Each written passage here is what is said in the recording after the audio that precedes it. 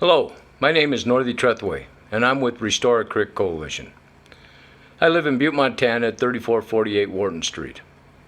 Restore a Creek began in 2015, as many of you know. We're not a 501c3 organization, but rather a group of people and organizations that came together for only one purpose: to act in a positive way on the last operable unit in Butte and to accomplish three goals. Number one, remove the contaminated tailings in the center of Butte. Number two, create a greenway for the people of Butte to enjoy. And number three, restore a creek. During the time from 2015, we've organized several community events that began with a stroll walking along the creek down by the Civic Center. We've held fundraisers, we've had public forums, we've had workshops and rallies, we even had a 4th of July parade entry last year. Let's review what we've been with Restore a Creek. We asked for removal of contaminants from the corridor. We got that. We asked for a greenway for public enjoyment. We got that. We asked for a restored Silverboat Creek. But what we got was CD language about a potential unnamed line creek that's not part of this settlement. We asked Butte residents what they wanted in the corridor.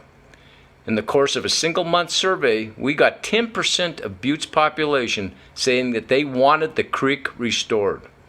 We asked the major employers in the community whether the restored creek was important to them, and they affirmed that it was.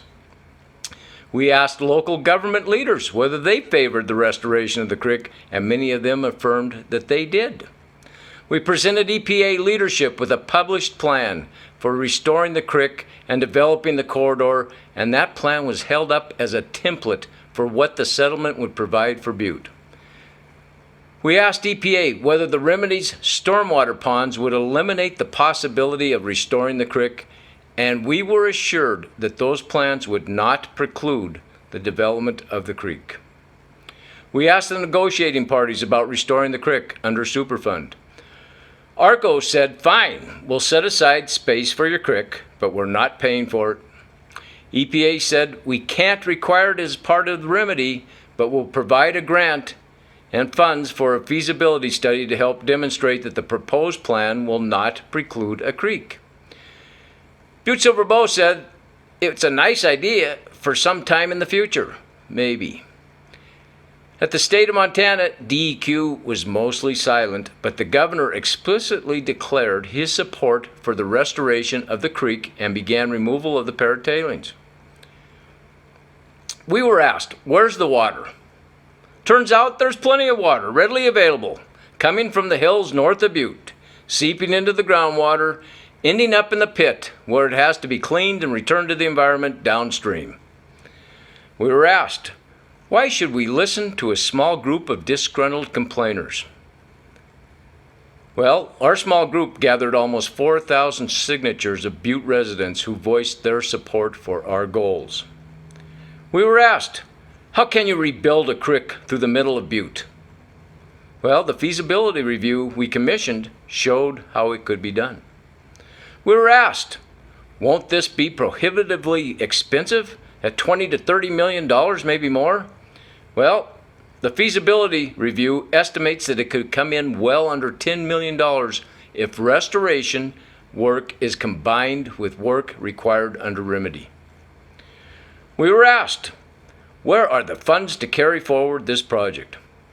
The CD actually acknowledged this with a set-aside $1 million to get things started from the state. Restoration funds adequate to carry this through to completion currently exist through the NRDP. We've been told a lined creek isn't a restored creek. You're lying to the people about a real restoration, we've been told.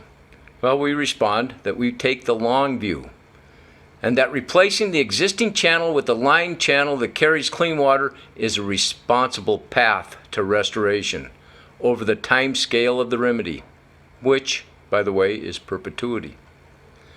We've been told you're behaving as obstructionists to the forward momentum of the cleanup decision. Well, we reply that for 5 years we've been nothing but positive about finding the best path forward with a cleanup that meets the wishes and needs of Butte residents and businesses. We also reply that we aren't opposing the CD, we're looking for ways to overcome its shortcomings. We want you to sign the CD, but we also want you to create a pathway through an MOU to move the concept of a crick beyond the CD and into reality, and will thus comply with state law and the Constitution. The water's there, the community support is there, the funding is out there, the feasibility is there.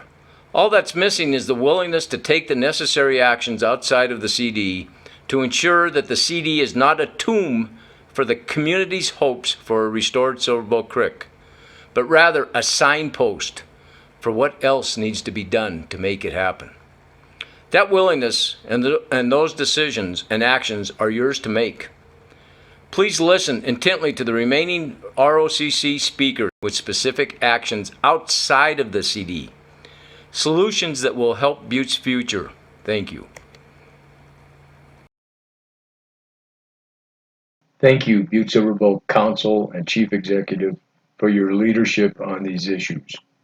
Taking on the role of project proponent has many benefits, but none more important than controlling our own future as a community.